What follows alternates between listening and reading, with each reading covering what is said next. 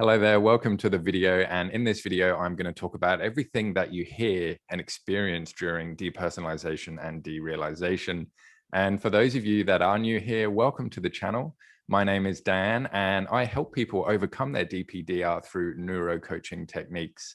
And if you do like the video and if it helps you even a little bit, then please give it a thumbs up and subscribe to the channel. Also, I want to tell you something which is really cool. I really want you to stick around to the end because in a little bit, I'm going to tell you what is really going on with your DPDR. A lot of people say that it's anxiety, but I'm going to show you that that might not actually be the case of why you're experiencing DPDR. But anyway, I'll get onto that in a tick. Let's get into the things that you hear during DPDR. Some things you might experience with DPDR. Hearing things that aren't there, which are called auditory hallucinations, people calling or whispering your name, things sounding too loud or too clear, too crisp, music sounding like noise or white noise, noises sounded muffled or flat or distant. Things might sound a bit off or not normal, or there could be a low buzzing or high-pitched ringing. If you're watching this video, I'm willing to bet that you've experienced either all of these things or some of these things. And the really important thing to realize is that they can't hurt you. And even though they might be really annoying and confusing, they're not going to have any lasting impact on you. So why do you hear these things? One of the big reasons is because of anxiety. Anxiety makes our senses hyper alert, and the way you are hearing things is your brain's way of processing the information and coping with it. Let's use the example of if you're, say, walking home late at night by yourself and you think that you hear footsteps behind you, and you actually turn around and you see somebody walking behind you.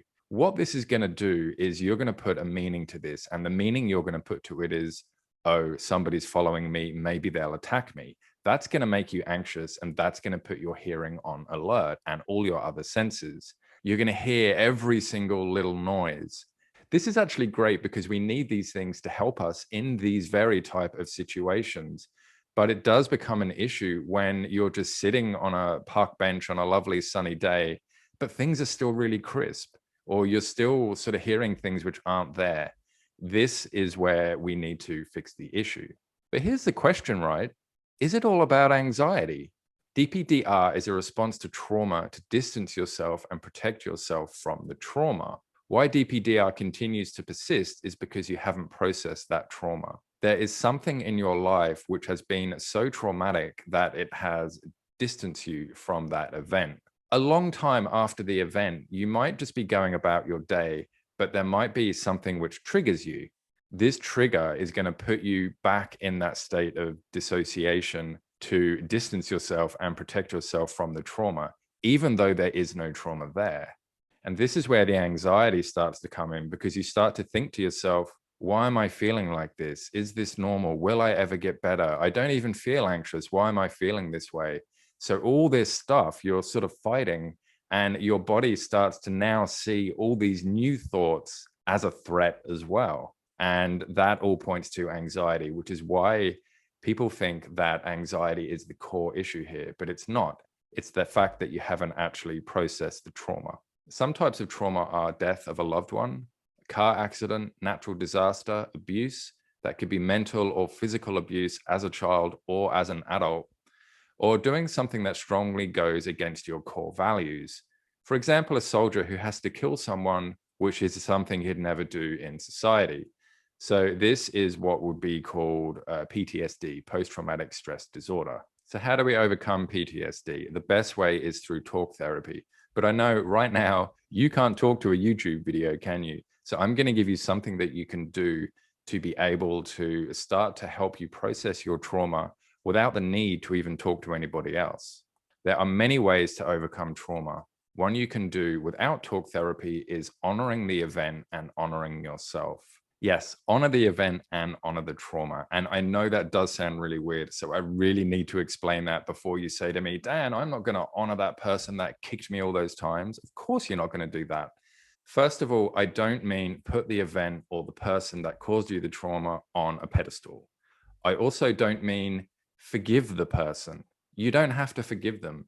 You don't have to forget the event. You don't have to try and remember the event if, if you've sort of done your best to try and forget about it. What I mean about honoring yourself is to see that during the event, you did the best you could with the tools that you had. We tend to have a real big tendency to beat ourselves up about things. Oh, I should have done this. I should have been stronger. I should have fought back. I should have done all these things, which is really great, in hindsight, but you don't think about all this stuff when the event is happening. So you can say to yourself, well, I didn't know then what I know now. I didn't know how to cope then, how I know how to cope now. I didn't know how to stick up for myself then, how I know how to stick up for myself now. And it's almost a sense of like forgiving yourself for what happened.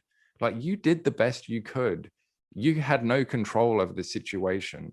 You couldn't help what was happening. When it comes to honoring the person that might have caused the trauma, this is a very sort of big thing, and it's a big judgment call on you. If it is somebody who is a loved one or, something like that, what you can do is you can honor both their good and bad things. It's like, yeah, they did this to me, which was really shit, but maybe they did it because they thought they were helping me.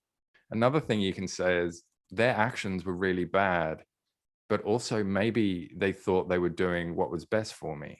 It's a little bit about forgiveness, and sometimes forgiveness is just not going to work because some people do really bad things, and they don't have the right to be forgiven. But this is a very small thing you can do to start to overcome the trauma that you've gone through without the need for talk therapy. Once you've started to process the trauma, then it means that some of the triggers which were there initially that were triggering the DPDR and in turn, sort of got all mixed up with anxiety, and then it all just started to grow sort of out of control by itself, just feeding on itself, then all this stuff is going to stop. It's really going to stop moving. Like the trauma is going to be gone. So there's going to be no triggers. There's going to be no reason to be anxious. So that's going to go. So you're not going to need to you're not going to need to dissociate or, put up the wall or have hyper hearing or hyper eyes or senses or anything like that. It's all going to go. And it really is like a house of cards. Like you just sort of pull one card out the bottom and then it all just collapses in on it itself. It might sound sort of easier said than done. And obviously talk therapy is going to be your quickest and safest and best way of overcoming trauma and, sort of moving on from all this stuff. I hope you've learned a little something new in this video, and it's given you a better understanding about potentially why you're hearing all these things, why you've even got DPDR in the first place, and the fact that it's not quite linked to anxiety how you might think it is. And if you did learn a little bit or like the video, then give it a thumbs up and subscribe to the channel. If you want to reach out to me, all my contacts are in the description of the video, or you can leave a comment and I'll answer it as best as I can. And until next time, everybody, I will see you all in the next video. Bye.